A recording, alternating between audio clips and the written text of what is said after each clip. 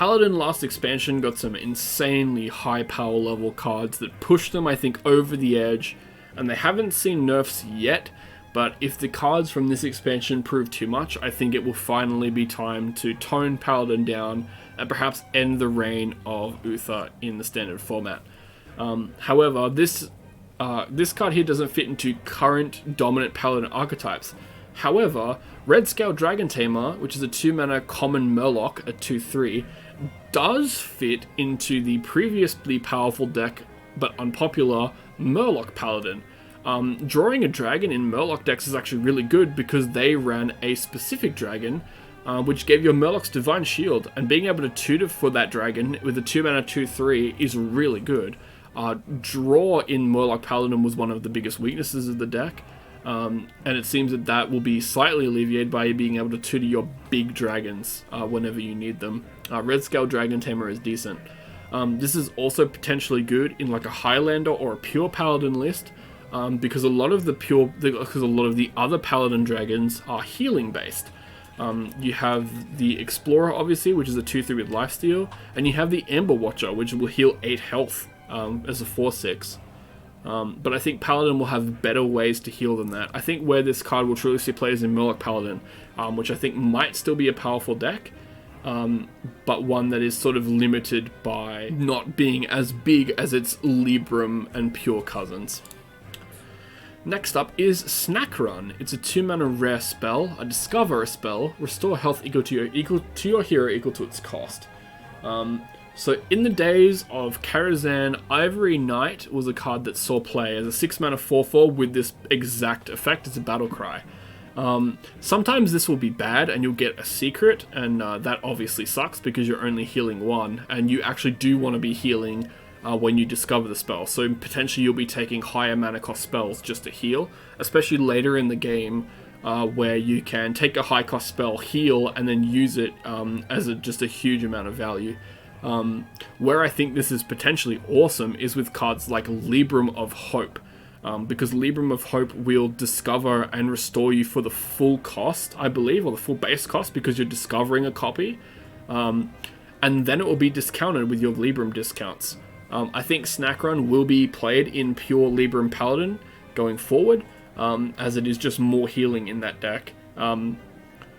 And I do think that pure Libram Paladin will be the way Paladin goes, taking out Penflinger and other specific neutral cards, because, I don't know, maybe they just have something small that pushes them over the edge in the set. Next we have Carnival Barca. It's a 3-mana rare minion. It's a 3/2, and whenever you summon a 1 health minion, give it +1/+2. The interesting and important thing that this card says is that it's a summon a 1 health minion. So this will work with the Paladin hero power, which is actually getting us a Dude Paladin is getting a surprising amount of support in the set. Day at the Fair, for example, is a card that we will see later in the set that allows you to summon a bunch of guys, and if you summon a bunch of guys with Carnival Barca on board, they are getting a lot of stats. There also is a 1 health minion theme in Paladin, or has been over the last few sets, with things like Brazen Zealot and the Lion, stuff like that. So, maybe some kind of aggressive Paladin with Carnival Barca, with the 1 sort of health synergy package going on, with Lothraxion, might be really interesting. However, I think that pure Paladin is just too good, and this sort of stuff doesn't push you away from that. In fact, Carnival Barca might actually be good enough to be used in pure Paladin. Next is Oh My Yog. It's a 1-mana epic spell. Secret, whenever your opponent casts a spell, they instead cast a random one at the same cost. This is really fun. This is cool design. It's like Counterspell for Mage, only sometimes it will be effective in the fact that it will just turn your opponent's spell into something useless, and sometimes it'll turn their spell into something better if they play around this right. I think the biggest problem with this card, in my opinion, is that it's a secret, and Paladin secrets typically have not seen that much play. So your opponent, if a meta is established and the only secret that gets played is Oh My Yog, everyone will know to play around it.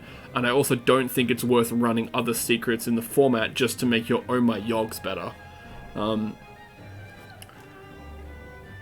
This is really nice. It's good tech in Wild against quests, or in quests in general. If you're going first, you can play Oh My Yog before your opponent can play their quest, and turn their quest into a random 1-mana spell. That's going to be awesome some of the time, but again, I don't know if Oh My Yog will see play in current Paladin lists. Secret Paladin currently is in the deck. There is Paladin Secret Synergy in the set, in the format right now. But whether or not that gets there over the strength of Libram Paladin remains to be seen. Which is basically what I'm going to say for half the cards in this set, I think. Next up is Lothraxion the Redeemed. This is a 5-mana 5/5 demon at Legendary. For the rest of the game, after you summon a Silver Hand Recruit, give it Divine Shield. This is a really nice effect. It's also odd costed, so it works really well in Odd Paladin in Wild, which is already starting to rise the ranks as a decent Wild format deck. However, I think Lothraxion is actually good enough to see play in the Standard format. There is like a decent amount of Silver Hand Recruit synergy in this set, and there are some other cards from previous sets that sort of help you with Silver Hand Recruit synergy. Air Raid from Galakron's Awakening, for example, gives you 2 1/1 Silver Hand Recruits with Taunt and Divine Shield after you play Lothraxion. The only awkward thing with this card in my mind is that it is a legendary minion. So if you've built your deck around the Lothraxion effect, there might be games where you just don't draw your Lothraxion when you need to, and you're kind of suffering for it. Lothraxion is insane in Odd Paladin, as it allows you to turn your hero power into an aggressive, from like an aggressive board filling tool, to creating sticky, annoying minions, which will help you beat control and slower matchups, which is where Odd Paladin was kind of failing. Was eventually in Wild format. Eventually, Odd Paladin would run out of steam, and you would just get to a stage where control decks would just be able to answer everything you do and not really worry about you at all. So Lothraxion does kind of help you in that respect. Another small thing to note about Lothraxion is that he is a demon, so resurrecting a 5/5 demon through N'Zoth will sometimes be good enough in Paladin. But I think we'll talk about N'Zoth Paladin more with an upcoming card. However, this card is in-fucking-sane. This is High Exarch Uriel. She's an 8-mana 7/5 legendary minion. Battlecry: if your deck has no neutral cards, gain Rush, Lifesteal, Taunt, and Divine Shield. Oh my god, that is a lot of abilities. And one that is familiar. For anyone who played the Standard format during the Year of the Raven, will fondly remember Unity, Precision, Perfection of Ziliax, which was a 5-mana 3/5 minion, which was a mech with Magnetic, Rush, Lifesteal, Taunt, and Divine Shield, which is exactly the same as High Exarch Uriel's abilities. Uriel is a better statted minion with the same effect. I think the easy thing to say about this card is that Ziliax was like the most played Standard card of all time, so that probably bodes really well for Uriel. Uriel is a lot bigger, so her swings are a lot stronger, but she is 3 mana more, so she is less good against aggressive decks. But if you manage to survive as a Paladin against aggro long enough to cast a Uriel, you probably win the game. I think it's a no-brainer that Uriel will see play in pure Libram Paladin decks. I think that Uriel is actually strong enough right now in Standard format with the other pure support to push Libram Paladin back into pure and take the fucking pesky penflingers out of the deck. The question I think that remains to be seen with Uriel, and the more interesting discussion that this card will create, is next expansion, when we have a rotation and 3 sets get rotated out, the sets that get rotated have pure Paladin support in them. So what happens to Uriel then when some of the other pure Paladin support cards are gone?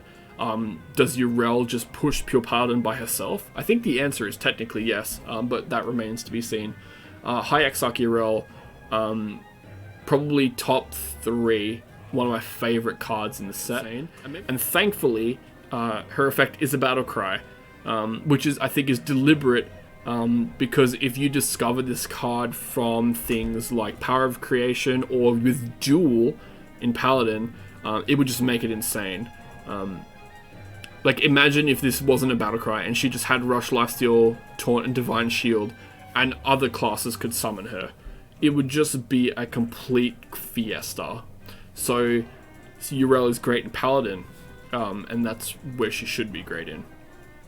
Boy, like, definitely something Paladin really needed right now. They were surely struggling. Next up is Balloon Merchant. It's a 4 mana rare minion. It's a 3/5 with a Battlecry to give you Silver Hair and recruits, +1 attack and Divine Shields. While this is, I think, admittedly a mediocre card, you might just want to run it for the critical mass of Silverhand Recruit synergy, which you have already with things like Lothraxion, with the 3/2 buff card, with Day at the Fair. Do I think this card is good in a vacuum? No, I don't. Admittedly, this card would actually be better at 5 mana potentially, because then you could run it in Odd Paladin, but then it competes with Lothraxion in Wild Odd Paladin, which I think is actually better. Yeah, Balloon Merchant I don't think is that important of a card in the meta. I'm not sure how much play it will actually realistically see, but maybe if Dude Paladin is a deck, Balloon Merchant will be in that deck. Next up is Carousel Griffin. It's a 5 mana 5/5 mech at common. It has Divine Shield and Corrupt, gain +3/+3 and Taunt. Again, the thing with this card, like all the Corrupt cards, is that once you get to like the 5, 6, 7 mana range, it becomes much more difficult to corrupt your cards. Paladin doesn't actually run that many expensive cards at 5 mana when you think about it. They have Libram of Hope, which they discount. They have Lady Liadrin sometimes. They have Devout Pupil, which gets discounted. Like, a lot of their big curve plays are actually not that heavy on the curve. They don't run that much high mana cost stuff. So it might become difficult to corrupt this in N'Zoth decks, but maybe you're not running Lady Liadrin or Libram of Hope necessarily in those decks. You're probably running more sort of payoff cards. And one way I guess you could corrupt this is with the next card, which is Hammer of the Nauru, which is 6 mana, so it immediately corrupts that last one. It's a 6 mana 3/3 weapon at Epic with a Battlecry that summons a 6/6 Holy Elemental with Taunt. So again, more N'Zoth support. So this was a mech previously, and now we've seen an Elemental. Paladin obviously has Murlocs. There are some neutral beasts and neutral mechs. Alongside it, you have Lothraxion for Demon. It seems like Paladin is getting a lot of N'Zoth support. But I think, again, like, the Dude Paladin deck, like Murloc Paladin, I don't know if it is strong enough to compete with its Libram cousins. Hammer of the Nauru, though, admittedly, is a really strong card on a baseline and might actually be good enough to see play in some pure lists, might be good in Highlander Paladin as well.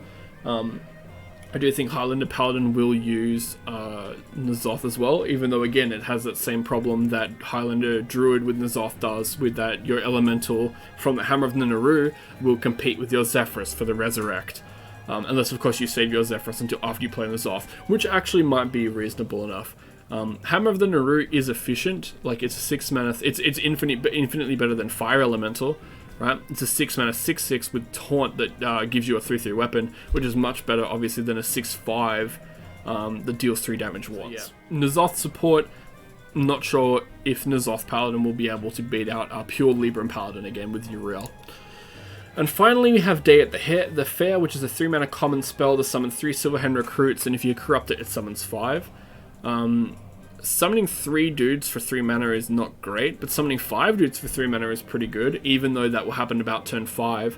But at turn 5, can't you combo this with Carnival Barca? Or you can't, you have to wait until turn 6. But even still, that's probably a pretty good turn 6 play, so you're not super fussed about it. It's also easy enough to corrupt because it's about 3 mana. Again, I think it will see play because they want more Dude Paladin support in that deck. Otherwise, I don't know if it'll get there in like pure lists and whatnot. So overall, Paladin getting decent stuff. You've got Murloc Paladin support. You've got Dude Paladin support in a lot of ways. You've got new decks in the form of N'Zoth Paladin. And, Dude Paladin. And you've also just got support for Pure Paladin in the form of Snack Run and High Exarch Uriel. Uriel, I think, is so insane, and I think Pure Paladin will stay a top tier deck. bearing nerfs. But yeah, definitely something to keep in mind going forward. Insight.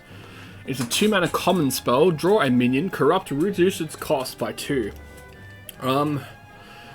I think this is a card that people will underrate quite a lot, and a card that is actually deceptively strong.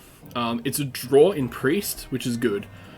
It also, when corrupted, draws you a card that is reduced by 2, and if you are running a lot of corrupt cards in your deck, which I assume you might be because you're running Insight, reducing the cost of corrupted cards is really good because it makes them easier to corrupt, which is great. This will also see play in Res Priest lists, because, again, drawing minions, making them cheaper, being able to play bigger stuff earlier is a really strong thing in Res Priest. And the sooner you get your threats on the board, the sooner you can start resurrecting them and doing crazy shenanigans with them. So I think Insight will see play in a lot of varieties of Priest deck, because not only is it a corrupt card, so it's a corrupt card, it's a draw spell, and it also reduces other potential corrupt cards in your deck. Next up is the Fairground Fool, which is another corrupt card. It's a 3-mana 4/3 a common with Taunt, and corrupt gain +4 health. This is also decent enough in Resurrect decks, and again, corrupt cards are at best in control matchups because, again, you're not super worried about your tempo and your curve. So you can probably wait to play a 3-mana 4/7 on turn 5 and heal, right? Like, this is really good in Res, this is good in control, this will be good in, like, Galakron decks, right? Like, this will be good off of your Galakron invokes. Looking forward to trying this one out. And it isn't even bad at a baseline, like a 4-mana 4/3 with Taunt, I mean, isn't ideal, but it's not bad either. This is Ghun, the Blood God, with a battle cry to draw 2 cards. They cost health instead of mana. Whew. Man, Priest card draw never comes cheaply, does it?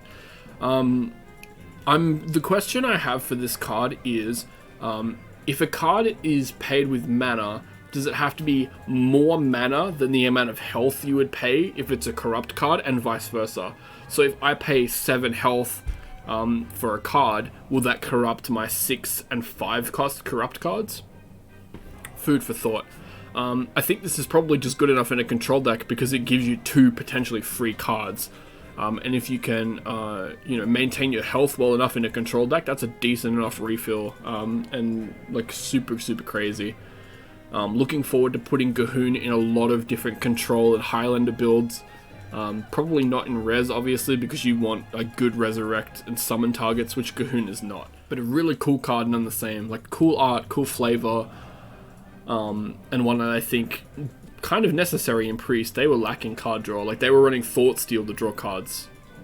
Draw cards, essentially. Next up is the Blood of Ghun. It's a 9-mana 8/8 elemental at Epic. With Taunt, at the end of your turn, summon a 5/5 copy of a minion in your deck. So this is obviously insane to resurrect because it will give you, it'll cast a Shadow Essence every turn, right?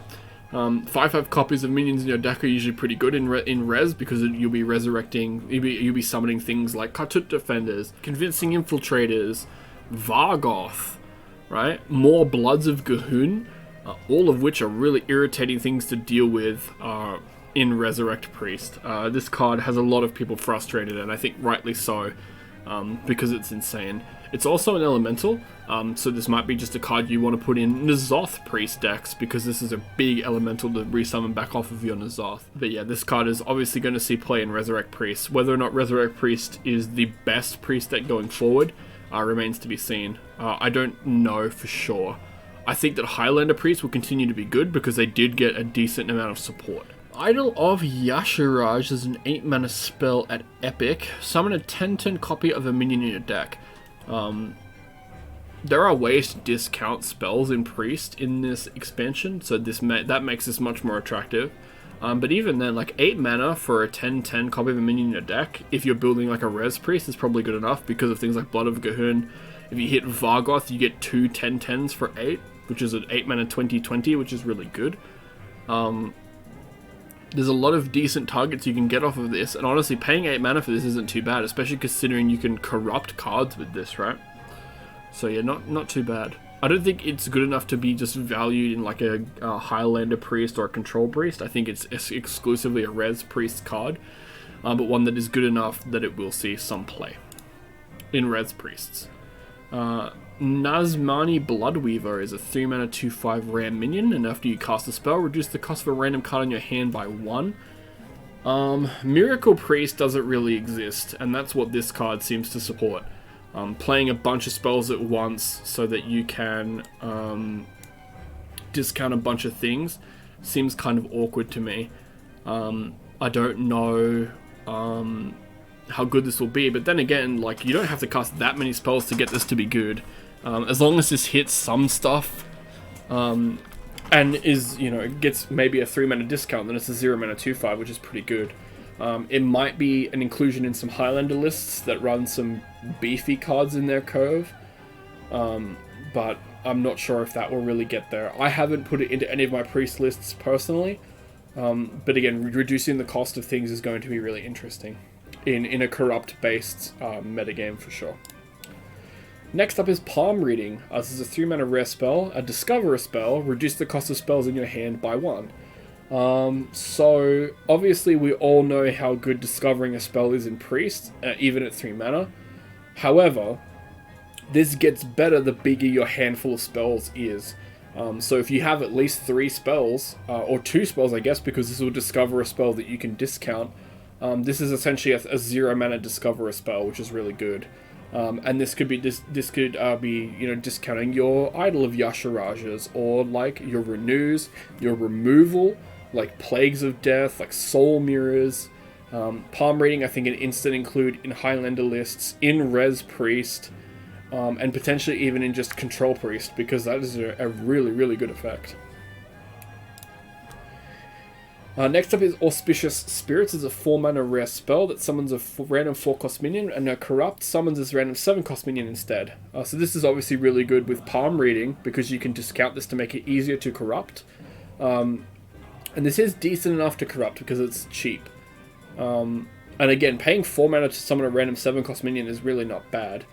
I think in a corrupt base priest deck, this might see a one-off, but just a one-off because it's kind of clunky and awkward to use. Like, sure, 4 mana for a random 4-cost minion is obviously a decent rate, right? Like, you're getting the amount of mana you put in, you're just suffering like a penalty of randomness, which obviously is not ideal. But if you can corrupt this, and corrupt it early enough, this could potentially be insane. I think the 7-cost slot is pretty good in Standard right now. There are a couple of low rolls, but most of the stuff I think is okay, if not decent. So that's good enough. It might see playing that Res Priest list because they don't really want to run early minions, and getting a 7-cost might just be good enough for them to resurrect. We shall see, I suppose. Next up is the Nameless One. This is a 4-mana legendary minion. It's a 4/4 with a battle cry to choose a minion, become a 4/4 copy of it, and then silence it. So this will just see play as a 4-mana 4/4 that can silence a minion. Spellbreaker saw play as a 4-mana 4/3 that could silence a minion. So this is just infinitely better than that, because it has this copy effect upside that I don't think you really need to focus on.